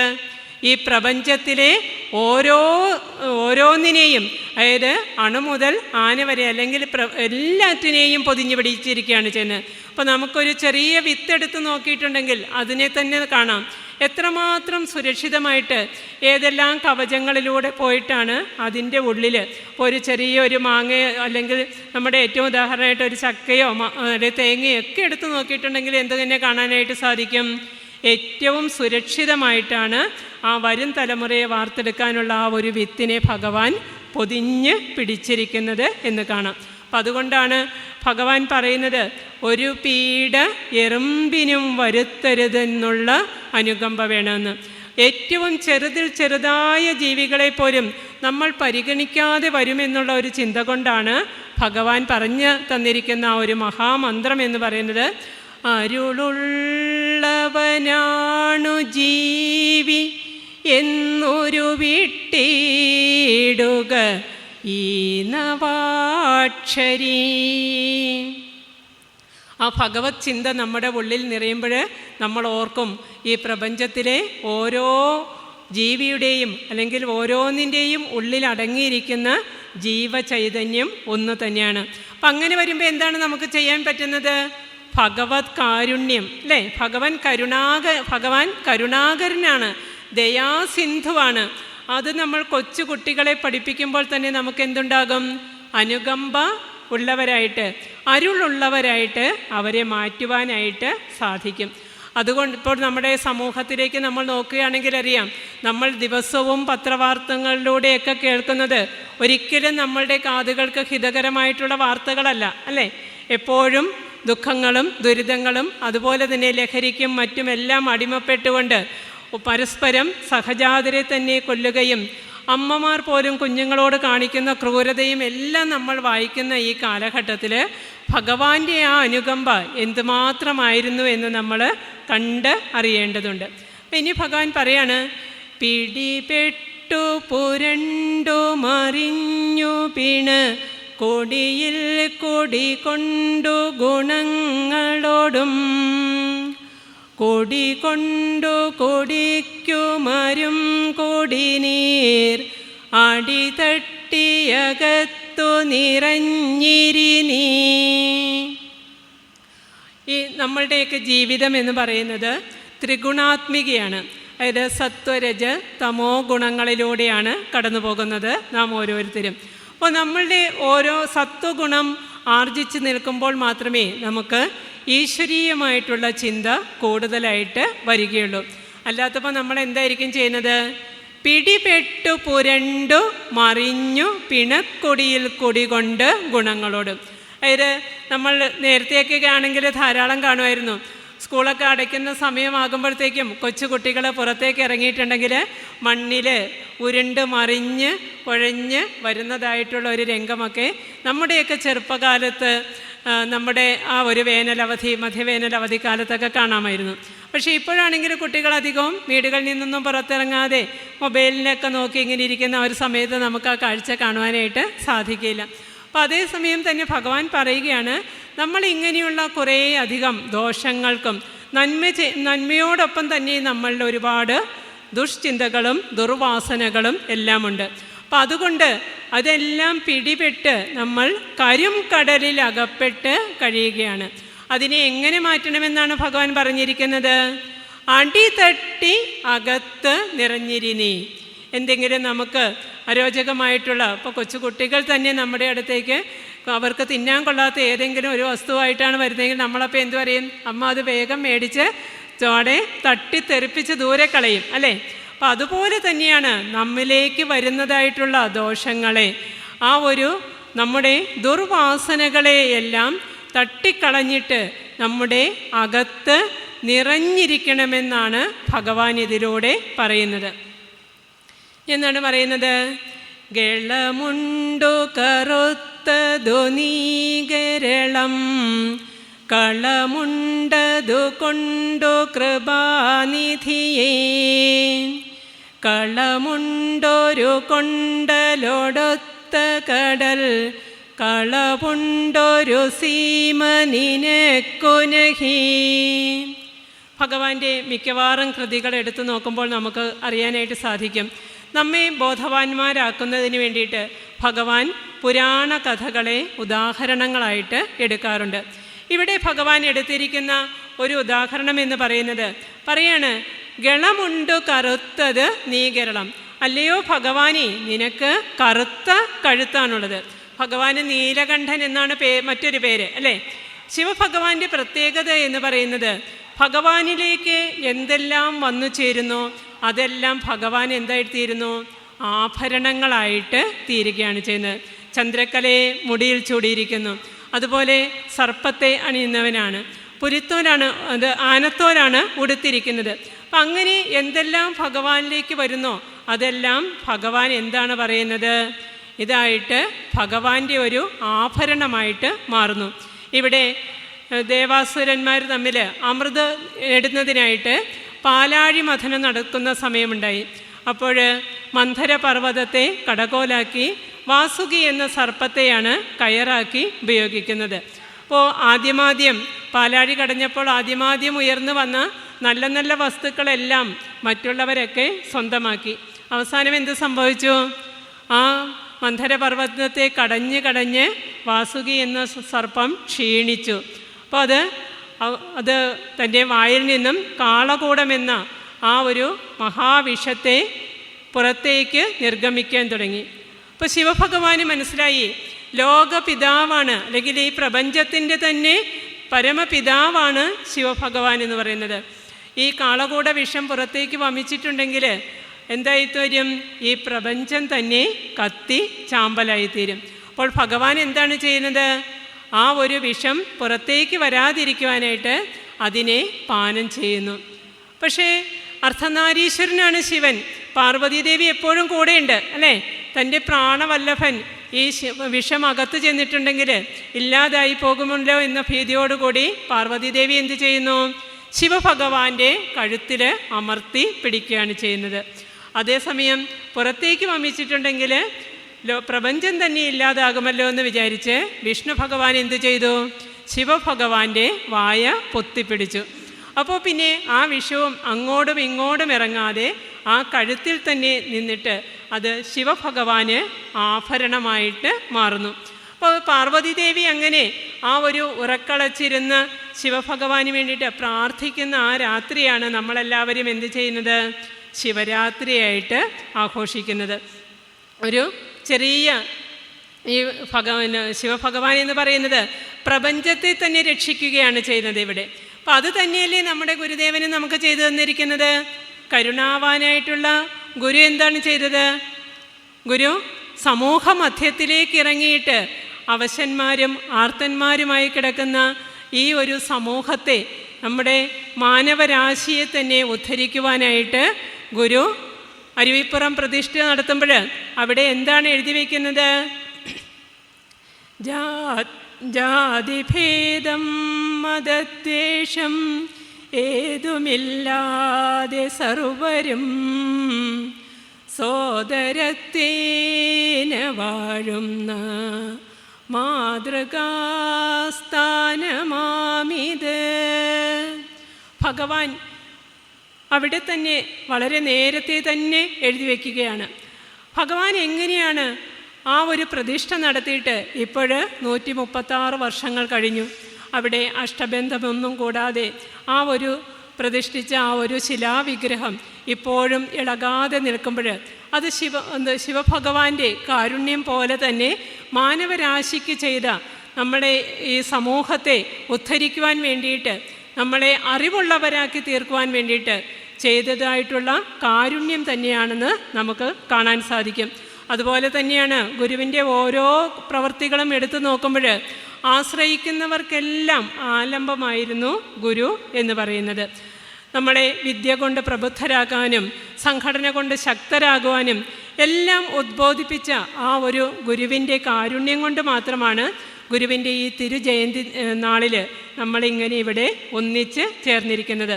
അതിനു വേണ്ടിയിട്ട് ഗുരു എന്താണ് ബലികഴിച്ചത്? സന്യാസികളില്ലിങ്ങനെ ഇല്ലില്ലമിയെന്നോർ വന്യാശ്രമമേലും നവരും ശ്രീ ഗുരുമൂർത്തേ. ഗുരുവിൻ്റെ ആയുസ്സും വപുസ്സും ആത്മതപസ്സും എല്ലാം ബലിയർപ്പിച്ചിട്ട് വേണ്ടിയിട്ട് ഈ മാനവരാശിയുടെ ഉന്നമനത്തിന് വേണ്ടിയിട്ടാണ് ഗുരു നിലകൊണ്ടത്. അതുകൊണ്ട് ഈ ഭഗവാൻ ഇവിടെ പറയുകയാണ്, ഗളമുണ്ടു കറുത്തതു നീ ഗരളം കളമുണ്ടത് കൊണ്ട് കൃപാനിധിയെ. നമ്മളെപ്പോഴാണ് നിധി എന്നൊക്കെ പറയുന്നത്? ഏറ്റവും മൂല്യവസ്തായിട്ടുള്ള വസ്തുവിനെയാണ് നമ്മൾ നിധി എന്ന് പറയാറ്. ഇവിടെ ഭഗവത് കാരുണ്യം, ആ തിന്മ ജയിക്കുമ്പോഴൊരിക്കലും ലോകത്തിൽ നന്മ വിളയാടുകയില്ല. അപ്പോൾ ശുഭകാരിയായിട്ടുള്ള ശിവഭഗവാൻ തിന്മയെ എതിർത്തുകൊണ്ട് നന്മയുടെ വിജയത്തിന് വേണ്ടിയിട്ട് പ്രവർത്തിക്കുന്നു. അപ്പം അതുകൊണ്ട് പറയുകയാണ്, കളമുണ്ടൊരു കൊണ്ടലൊടൊത്ത കടൽക്ക് അളവുണ്ട് ഒരു സീമ നിനക്കുനഹി. ഭഗവാന്റെ കൃതികളറിയാം. സംസ്കൃതത്തിലും തമിഴിലും മലയാളത്തിലും എല്ലാം ഒരുപോലെ ഗുരു രചനകൾ നടത്തിയിട്ടുണ്ട്. ഇപ്പോൾ ഇവിടെ നഹി എന്നൊക്കെ കേൾക്കുമ്പോൾ പെട്ടെന്ന് തോന്നും ഹിന്ദിയൊക്കെയാണോ ഉപയോഗിച്ചിരിക്കുന്നതെന്ന് തോന്നും, അല്ലേ? പക്ഷെ ഭഗവാൻ പറയുകയാണ്, ആ ഭഗവാന്റെ നീലകണ്ഠൻ്റെ കറുത്ത നിറത്തോടു കൂടിയ ഇത് തന്നെയാണ് എന്തും കാർമുകിലിനും കറുപ്പ് നിറമാണ്. അപ്പം അങ്ങനെയുള്ള ആ മേഘത്തെ വന്ന് മൂടുന്ന ആ കടലിന് പോലും എന്തുണ്ട്? അതിരുകളുണ്ട്. നമ്മൾ കടലിലൂടെ സഞ്ചരിക്കുകയാണെങ്കിൽ അറിയാം, ഒരു നിശ്ചിത ദൂരം കഴിയുമ്പോൾ അവരെല്ലാവരും ഒരു തീരത്തേക്ക് എത്തിച്ചേരുന്നുണ്ട്. അപ്പോൾ നമ്മൾ നോക്കത്താ ദൂരത്തോളം കാണുന്ന ആ കടലിന് പോലും അതിരുണ്ട്, അല്ലെങ്കിൽ അതുപോലും അളക്കാനായിട്ട് സാധിക്കും. പക്ഷേ ഭഗവാന്റെ കാരുണ്യത്തിന് എന്തെങ്കിലും അതിരുണ്ടോ? നമുക്ക് ഈ പ്രപഞ്ചത്തിലേക്ക് നമ്മളെ ഓരോരുത്തരെയും വിടുമ്പോൾ എന്തൊക്കെയാണ് തന്നത്? അന്നവസ്ത്രാദിമുട്ടാതെ തന്നു രക്ഷിച്ചു ഞങ്ങളെ, ധന്യരാക്കുന്ന നീ ഒന്നു തന്നെ ഞങ്ങൾക്കു തമ്പുരാൻ. ഭഗവാൻ ദൈവദേശകത്തിലൂടെ നമുക്ക് പറഞ്ഞു തരുന്നുണ്ട്, നമ്മൾ ഈ പ്രപഞ്ചത്തിലേക്ക്, ഈ ഭൂമിയിലേക്ക് അയക്കുമ്പോൾ തന്നെ നമുക്ക് വേണ്ടതായിട്ടുള്ള അന്നവും വസ്ത്രവും എല്ലാം തന്നിട്ടാണ് ഭഗവാൻ അയക്കുന്നത്, അല്ലേ? അപ്പം അതുകൊണ്ട് ഇവിടെ അന്നം എന്ന് ഉദ്ദേശിക്കുമ്പോൾ നമ്മളെപ്പോഴും ഓർക്കും, നമ്മൾ ഈ കഴിക്കുന്ന ഭക്ഷണം മാത്രമാണോ അന്നമെന്ന് പറയുന്നത്?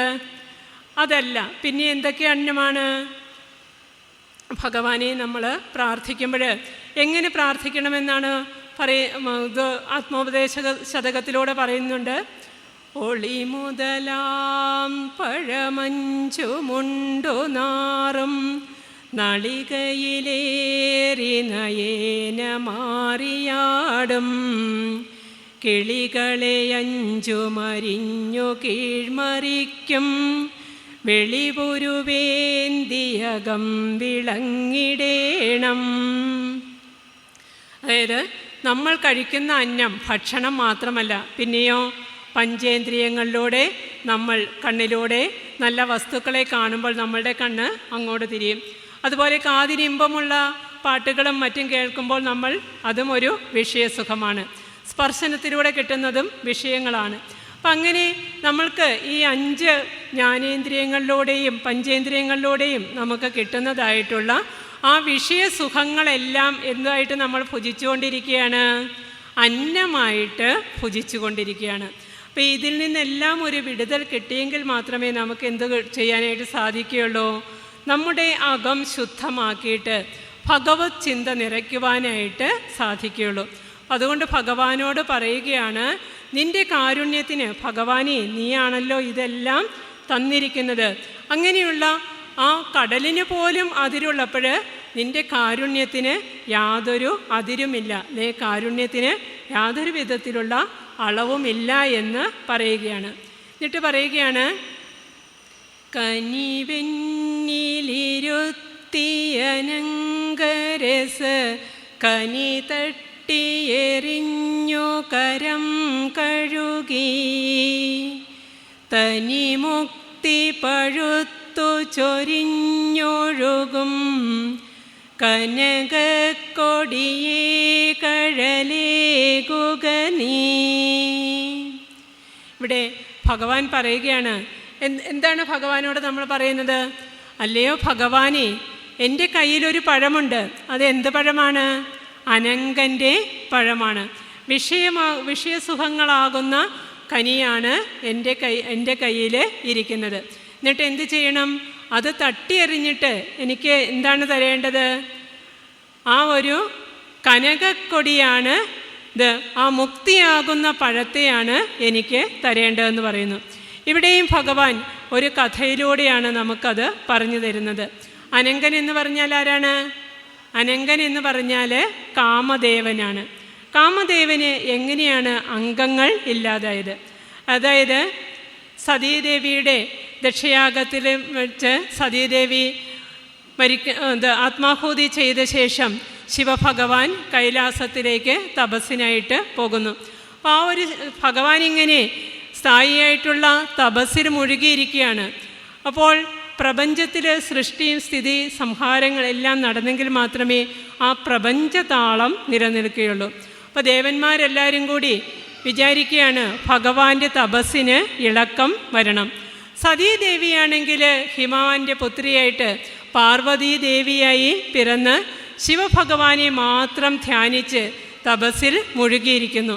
അപ്പോൾ ഒരു ഇല പോലും പാനം ചെയ്യാതെ ഇങ്ങനെ തപസ്സിൽ മുഴുകിയിരിക്കുന്നത് കൊണ്ടാണ് പാർവതീദേവിക്ക് അപർണ എന്ന പേരുണ്ടായത്. അപ്പോൾ പാർവതീദേവിയുടെ ആ തപസ് അർത്ഥവത്താകണമെങ്കിൽ ശിവഭഗവാൻ എന്തിൽ നിന്നും മുക്തമാകണം? ആ തപസ്സിൽ നിന്നും മുക്തമായി വന്നെങ്കിൽ മാത്രമേ പാർവതീദേവിയോട് ചേരുവാനായിട്ട് സാധിക്കുകയുള്ളൂ. അപ്പം അങ്ങനെ ദേവന്മാരെല്ലാവരും കൂടി അതിനു വേണ്ടിയിട്ട് ഒരാളെ നിയോഗിക്കുകയാണ്. കാമദേവനെയാണ് നിയോഗിക്കുന്നത്. അപ്പം കാമദേവൻ എന്ത് ചെയ്യുന്നു? ആ തപസ്സിനൊരു ഭംഗം വരുത്തണമെങ്കിൽ ആദ്യമേ തന്നെ അവിടെ ഒരു സിറ്റുവേഷണൽ ചേഞ്ച്, അല്ലെങ്കിൽ അവിടെ ആ അന്തരീക്ഷത്തിനൊക്കെ ഒരു മാറ്റം വരണം, അല്ലേ? അപ്പം അതിനു വേണ്ടിയിട്ട് വസന്തത്തെയും കൂട്ടുപിടിച്ചു. വസന്തത്തെ കൂട്ടുപിടിച്ച് നല്ല പൂക്കളും കിളികളുടെ ആരവവും എല്ലാം കേൾക്കുമ്പോൾ തന്നെ ശിവഭഗവാൻ, ആ കൈലാസം എന്ന് പറയുന്നത് മഞ്ഞ് മൂടിക്കിടക്കുന്ന ആ പ്രദേശമാണ്, അവിടെ പെട്ടെന്ന് ആ ഒരു അന്തരീക്ഷത്തിലൊരു മാറ്റം വരുമ്പോൾ തന്നെ ഭഗവാൻ ഒന്ന് ഇളകി. നല്ല പൂക്കളുടെ സുഗന്ധവും ഇതെല്ലാം വരുന്നു, മന്ദമാരുതൻ വരുന്നു. അപ്പോൾ അതെല്ലാം ഭഗവാന്റെ ആ തപസ്സിന് ഒരു ഭംഗം വരുത്തുന്നത് എന്താണെന്നോർത്ത് പെട്ടെന്ന് ഈ കാമദേവൻ്റെ കയ്യിലുള്ള അമ്പുകൾ എന്തമ്പുകളാണ്? പൂവിൻ്റെ അമ്പുകളാണ്. അപ്പോൾ ആ ഒരു ശരമേറ്റപ്പോൾ തന്നെ ഭഗവാന്റെ മനസ്സൊന്ന് ഇളകി. അപ്പം പെട്ടെന്ന് നോക്കുമ്പോൾ ആരെയാണ് കാണുന്നത്? അതിസുന്ദരിയായിട്ടുള്ള പാർവതി ദേവിയെയാണ് കാണുന്നത്. അപ്പം ഇതേസമയം തപസ്സിന് ഭംഗം വരുത്തിയത് ആരാണെന്നുള്ള ചിന്തയോടുകൂടി നോക്കുമ്പോഴാണ് മറഞ്ഞിരുന്ന് രണ്ടാമതുള്ള അമ്പും കൂടി വിടുവാനായിട്ട് കാമദേവൻ ഇങ്ങനെ ഒരുങ്ങി ഇരിക്കുകയെന്നതാണ് കാണുന്നത്. ഈ ഓരോ അമ്പുകൾ ഏൽക്കുമ്പോഴും ഓരോരോ വികാരങ്ങളാണ് ഉണ്ടാകുന്നത്. അപ്പം അങ്ങനെ വരുമ്പോൾ ആ കാമദേവനെ കാണുമ്പോൾ തന്നെ തപസ്സിന് ഭംഗം വന്ന ദേഷ്യത്തോടു കൂടിയിട്ട് ആ തൃക്കൺ തുറന്നിട്ട് കാമദേവനെ ചുട്ട് ചാമ്പലാക്കുകയാണ് ചെയ്യുന്നത്. അങ്ങനെയാണ് കാമദേവൻ എന്തായി തീർന്നത്? അനങ്കനായിട്ട്, അംഗങ്ങളില്ലാത്തവനായിട്ട് മാറുന്നത്. പക്ഷെ നമുക്കറിയാം കാമം എന്ന് പറയുന്നത്, നമ്മളൊക്കെ പെട്ടെന്ന് ഓർക്കുക, കാമം എന്ന് പറയുമ്പോഴേ ഇപ്പോൾ കേൾക്കുമ്പോൾ വ്യത്യസ്തമായിട്ടുള്ള ഒരാശയമാണ് നമ്മുടെ ഉള്ളിലേക്ക് വരിക. പക്ഷേ കാമം എന്നാൽ എന്താണ് അർത്ഥമാക്കുന്നത്? ആഗ്രഹം എന്നാണ് അർത്ഥം. അപ്പോൾ കാമദേവൻ ഉണ്ടെങ്കിൽ മാത്രമേ പക്ഷെ നമ്മളുടെയൊക്കെ എന്തുണ്ടാവുകയുള്ളൂ? ആഗ്രഹങ്ങൾ ജനിക്കുകയുള്ളൂ. അപ്പം അതുകൊണ്ട് കാമദേവൻ പിന്നീട് അംഗങ്ങളില്ലാതായി തീർന്നപ്പോൾ അതെവിടെയാണ് വസിക്കുന്നത്? നമ്മുടെ എല്ലാം ഉള്ളിൽ തന്നെയാണ് കാമദേവൻ വസിക്കുന്നത്. അതുകൊണ്ട് പറയുകയാണ്, ഈ അനങ്കരസക്കനിയാണ്, വിഷയങ്ങളാകുന്ന അനങ്കരസക്കനിയാണ് നമ്മളിങ്ങനെ ഓരോന്നിലൂടെയും നുകർന്നുകൊണ്ടിരിക്കുന്നത്. ആദ്യം പറഞ്ഞതുപോലെ പഞ്ചേന്ദ്രിയങ്ങളിലൂടെയും ജ്ഞാനേന്ദ്രിയങ്ങളിലൂടെയും ഒക്കെ നമ്മൾ അനുഭവിക്കുന്നതായിട്ടുള്ള ഓരോരോ സുഖവും നമ്മളുടെ വിഷയസുഖങ്ങൾക്ക് പിന്നാലെയാണ് നമ്മൾ പോകുന്നത്. അപ്പം അതുകൊണ്ട് പറഞ്ഞു, ആ അനങ്കരസക്കനി തട്ടിയെറിഞ്ഞ് കരം കഴുകി, എൻ്റെ കൈകളൊന്ന് ശുദ്ധമാക്കണമേ. കഴുകി ശുദ്ധമാക്കിയിട്ട് എനിക്ക് എന്ത് തരണം? ഭഗവാന്റെ കയ്യിലൊരു കനിയുണ്ട്. അതെവിടെയാണ് കഴിയുന്നത്? കനകക്കൊടിയേ കഴലേകുക നീ. അതായത് ഭഗവാന്റെ കയ്യിലിരിക്കുന്നത് മോക്ഷമാകുന്ന പഴമാണ്. നമ്മൾ ഈ മനുഷ്യജന്മത്തിൽ ഏറ്റവും അധികമായിട്ട് ആഗ്രഹിക്കുന്നത്, അതായത് ഈ പരമപുരുഷാർത്ഥമായിട്ടുള്ള മോക്ഷമാണ്. അതായത് അർത്ഥം, ധർമ്മം, കാമം, മോക്ഷം. ഇവയിൽ ആ പരമപുരുഷാർത്ഥമായിട്ടുള്ള മോക്ഷത്തിൻ്റെ കനിയാണ് അല്ലയോ ഭഗവാനെ. അത് എന്തിനാണ് വളർന്നിരിക്കുന്നത്? ആ സ്വർണ്ണലതയിലാണ് വളർന്നിരിക്കുന്നത്. നിൻ്റെ കയ്യിലൊരു പഴമുണ്ട്, കനകക്കൊടിയിൽ വളർന്നിരിക്കുന്ന ആ സ്വർണ്ണമാകുന്ന പഴം, അത് മോക്ഷത്തിൻ്റേതായിട്ടുള്ള പഴമാണ്. അതെനിക്ക് നൽകി എന്നെ അനുഗ്രഹിച്ചാലും അതിനെന്ത് ചെയ്യണം? കഴലേകുക നീ. ആ പാതാരവിന്ദങ്ങളിൽ എനിക്ക് അഭയം തന്നാലും. അപ്പോൾ പറയുന്നുണ്ട് അല്ലേ, പ്രഭാരൂപയാം നിൻ പ്രകാരം നിനച്ചാൽ പ്രസാദിക്കുമെല്ലാവനും ത്വത്പ്രസാദാൽ പ്രയാസം സമസ്തം പ്രയാതീവ ദൂരം. അപ്പോൾ ഈ ഭഗവാന്റെ പാതാരവിന്ദങ്ങളിൽ നമ്മൾ അഭയം പ്രാപിക്കുകയാണെങ്കിൽ മാത്രമേ നമുക്ക് എന്ത് കിട്ടുകയുള്ളൂ? ഈ ഭഗവത് പ്രസാദം കിട്ടുകയുള്ളൂ. നമ്മുടെ ദുഃഖങ്ങളും ദുരിതങ്ങളും എല്ലാം മാറിയിട്ട് നമുക്ക് ശോഭനമായ ഭാവി ഉണ്ടാകാൻ, അല്ലെങ്കിൽ എല്ലാ കാര്യങ്ങളും ശുഭപര്യവസായിയായി തീരണമെങ്കിൽ എന്ത് ചെയ്യണം? ആ ഭഗവാന്റെ പാതാരവിന്ദങ്ങളെ തന്നെ നമ്മൾ അഭയം പ്രാപിക്കണമെന്നാണ് പറയുന്നത്. അതുകൊണ്ടാണ് ശിവലിംഗദാസ സ്വാമികൾ പറയുന്നത്, യസ്യനഃ കൽപ്പതൈ സിദ്ധൈ പാദാംബുജരചോലവ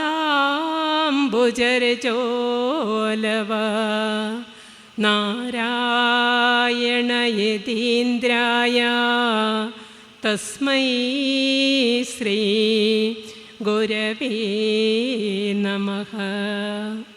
ഗുരുവിൻ്റെ പാദരേണുക്കൾ പതിയുന്ന ഇടമെല്ലാം എന്തായി തീരുകയാണ് ചെയ്യുന്നത്? പവിത്രമായിട്ട് തീരുകയാണ് ചെയ്യുന്നത്. നമുക്കറിയാം, ശിവഗിരിയിൽ പോയിട്ടുണ്ടെങ്കിൽ നമ്മൾ ഗുരുവിൻ്റെ പാദരേണുക്കൾ പതിച്ച ആ ഭൂമിയിലെ സ്വർഗം എന്ന് ഗുരു വിശേഷിപ്പിച്ച ആ ഒരു പ്ലാവിൻ്റെ തണലിൽ ഇത്തിരി നേരം ഇരിക്കുമ്പോൾ നമുക്ക് കിട്ടുന്ന ശാന്തത, സ്വസ്ഥത, അതാണ് ആ ഗുരുവിൻ്റെ പാദരേണുക്കൾ പതിഞ്ഞ സ്ഥലം എവിടെയാണോ അവിടെയെല്ലാം പുണ്യസങ്കേതങ്ങളായിട്ട് മാറുകയാണ് ചെയ്യുന്നത്. ഗുരുക്കന്മാരുടെ പാദസ്പർശമേറ്റ ഭൂമിയിലേക്കാണ് നമ്മൾ തീർത്ഥാടനങ്ങൾ നടത്താറ്. അപ്പോൾ എവിടെയാണോ നമുക്ക് ഗുരുവിനെ അഭയമായിട്ട് പ്രാർത്ഥിക്കുവാനായിട്ട് സാധിക്കുന്നത് അവിടം പുണ്യമായ ഭൂമിയായിട്ട് മാറുന്നു. ആ ഗുരുവിൻ്റെ പാദകമലങ്ങളിലാണ് നമ്മൾ പ്രാർത്ഥിക്കേണ്ടത്. അപ്പം അതുകൊണ്ട് തന്നെ ഭഗവത്പാദര് പറയുന്നുണ്ട്, ശരീരം സ്വരൂപം തഥാ വാകളത്രം യശച്ചാരുചിത്രം ധനം മേരുതുല്യം ഗുരോരംഘ്രിപത്മേ മനശ്ചേന്നലഗ്നം തദക്കിം തദക്കിം തദക്കിം തദക്കിം. ഇത് തദക്കിം തദക്കിം, എന്ത് പ്രയോജനം, എന്ത് പ്രയോജനം ചോദിക്കുന്നു. അതായത് നമുക്ക് സുന്ദരമായ ശരീരവും മേരുകണക്കെ പണവും മറ്റ് എല്ലാവിധത്തിലുള്ള സൗഭാഗ്യങ്ങളും എല്ലാം ഉണ്ടായാലും നാം ഗുരുവിൻ്റെ പാതാരവിന്ദങ്ങളിൽ സാഷ്ടാംഗം പ്രണമിച്ചില്ല എങ്കിൽ, ഗുരുവിൻ്റെ പാദങ്ങളെ നമസ്കരിക്കാൻ നമുക്ക് കഴിഞ്ഞില്ല എങ്കിൽ നമ്മുടെ ജീവിതം എന്തായിത്തീരും? വ്യർത്ഥമായിട്ട് തീരും. അതുകൊണ്ടാണ് നമ്മുടെ കാരണവന്മാരൊക്കെ പറയുന്നത്, എന്തെല്ലാം നമുക്കുണ്ടായാലും നമ്മൾ എത്തേണ്ടിടത്ത് എങ്ങും എത്തിയില്ലെങ്കിൽ എന്താ പറയുന്നത്? ഗുരുത്വമില്ല എന്ന് പറയും, അല്ലേ?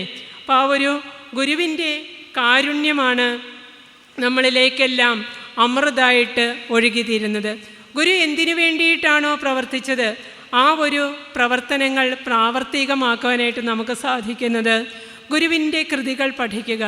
അതുപോലെ ഗുരു അരുളി ചെയ്ത കാര്യങ്ങൾ നമ്മളിലൂടെ നമുക്ക് ചെയ്യാൻ കഴിയുന്ന, മറ്റുള്ളവർക്ക് പകർന്നു കൊടുക്കാനായിട്ട് കഴിയുന്നത് സ്നേഹമാണെങ്കിലും കാരുണ്യമാണെങ്കിലും അൻപാണെങ്കിലും അനുകമ്പയാണെങ്കിലും ഇതെല്ലാം നമ്മൾ മറ്റുള്ള സഹജാതരിലേക്ക് പകർന്നു കൊടുത്ത് അവരെയും കൈപിടിച്ചുയർത്താനായിട്ട് നമുക്ക് സാധിക്കുമ്പോൾ മാത്രമേ എന്ത് ചെയ്യുന്നുള്ളൂ? നമ്മുടെ ജീവിതവും ധന്യമാവുകയുള്ളൂ.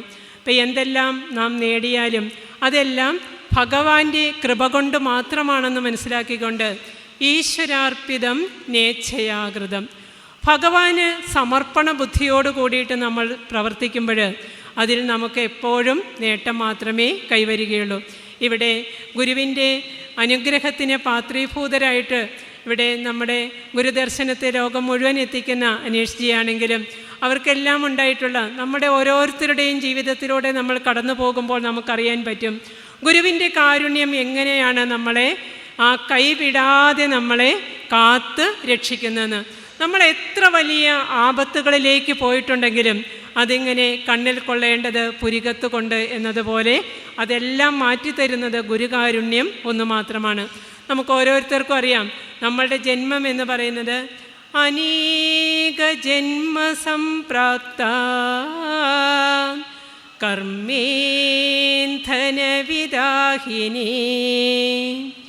ആത്മജ്ഞാനാഗ്നിദാനേന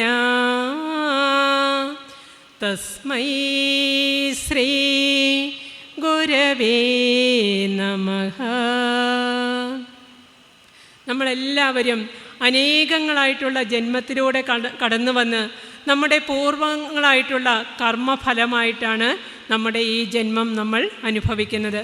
അപ്പോൾ ഈ ജന്മത്തിൽ നമ്മൾ ഓരോരുത്തരും ചിലപ്പോഴൊക്കെ പറയും, നമുക്ക് വളരെയധികം ദോഷങ്ങളെല്ലാം ഉണ്ടല്ലോ, അല്ലെങ്കിൽ നമുക്ക് ദുഃഖങ്ങളാണല്ലോ തരുന്നത്, എത്ര പ്രാർത്ഥിച്ചിട്ടും നമുക്ക് ദുരിതങ്ങൾ ഉണ്ടാവുന്നല്ലോ എന്നൊക്കെ നമ്മൾ ചിന്തിക്കും. പക്ഷേ അപ്പോഴെല്ലാം നമ്മൾ എന്തുമാത്രം നനച്ചാൽ മതി? കൽപ്പിച്ച പോലെ വരുമെന്നു നനച്ചു കണ്ടിട്ട് അർപ്പിച്ചിടുന്നു അടിയനൊക്കെയുമങ്ങു ശംഭോ. ഭഗവാൻ അറിയാം നമ്മൾ ഈ ജീവിതത്തിലേക്ക് വരുമ്പോൾ, ഈ ഭൂമിയിലേക്ക് വരുമ്പോൾ നമ്മൾ എന്തെല്ലാമാണ് അനുഭവിക്കേണ്ടതെന്ന്. അതെല്ലാം നമ്മുടെ കർമ്മത്തിൻ്റെ ഫലമായിട്ട് നമ്മിലേക്ക് വന്നു ചേരുന്നതാണ്.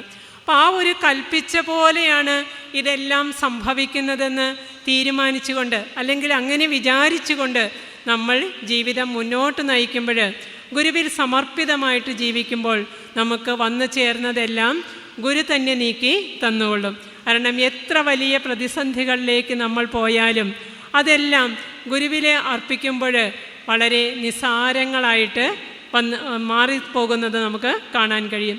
അപ്പോൾ എത്ര വലിയ ആപത്തുകളാണെങ്കിലും അത് നമ്മുടെ ജീവിതത്തിൽ സംഭവിക്കേണ്ടതാണ്. അത് നമ്മുടെ ജാതകത്തിൽ അല്ലെങ്കിൽ നമ്മുടെ ജന്മത്തിൽ അത് എഴുതി വെച്ചിട്ടുള്ളത് കൊണ്ട് ആ ദുരിതങ്ങൾ നമ്മൾ അനുഭവിക്കണം. പക്ഷേ ഗുരു നമ്മുടെ കയ്യിൽ മുറുകെ പിടിക്കുമ്പോൾ നമുക്ക് എന്താണ് ബോധ്യമാകുന്നത്? അതെല്ലാം ഒരു ചെറിയ, അതായത് പത്മപത്രമിഭാംസിത എന്ന് പറയുന്നത് പോലെ വെള്ളത്തിൽ താമരയിലെ എങ്ങനെയാണോ പൊങ്ങിക്കിടക്കുന്നത്, ആ വെള്ളം ആ താമരയിലയെ സ്പർശിക്കാത്തതുപോലെ നമ്മളിലേക്ക് വന്നു ചേരുന്ന ദുരിതങ്ങളും ദുഃഖങ്ങളുമെല്ലാം ഗുരു തന്നെ അകറ്റിത്തരും. അപ്പം അതുകൊണ്ട് ഗുരുകാരുണ്യത്തിൻ്റെ നിറവിൽ നമ്മൾ ഗുരുവിൻ്റെ 170ാമത് തിരുജയന്തി ആഘോഷിക്കുമ്പോൾ ഗുരുവിനെ നമ്മൾ എത്രമാത്രം കാരുണ്യമൂർത്തിയായ ആ ഗുരു നമ്മളിലേക്ക് ഇറങ്ങി വന്ന് നമുക്ക് ഇത്രമാത്രം സൗഭാഗ്യങ്ങൾ തന്നല്ലോ എന്ന് മാത്രം പ്രാർത്ഥിക്കുക.